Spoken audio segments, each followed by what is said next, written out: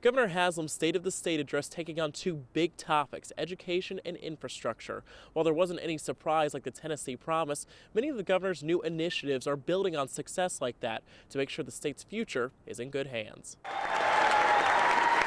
Walking through a standing ovation, Governor Bill Haslam made his way to the front to address the Tennessee General Assembly. A proud moment for him, mentioning a surplus in the budget. The surplus didn't just suddenly materialize. Yes, the economy is better, but many of our surrounding states are struggling with how to make ends meet. Education making a big appearance in the governor's State of the State address.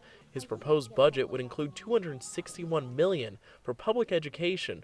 About $100 million would be for teacher salaries. There's nothing we can do more for economic development than to invest in education, and there's nothing we can do more for our citizens on an individual basis than to give them a good education. Nearly $600 million would go toward building and fixing higher education and state government buildings. And a lot of our buildings are starting to decay, and it's like he said, you can pay a little now or a lot later. So all in all, I think this is a great decision that he's made for our budget right now. Repaying the highway fund with $130 million also came up.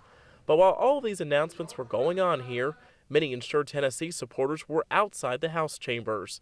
The governor's failed Medicaid expansion alternative wasn't brought up in his speech. At some point, we're going to have to address it.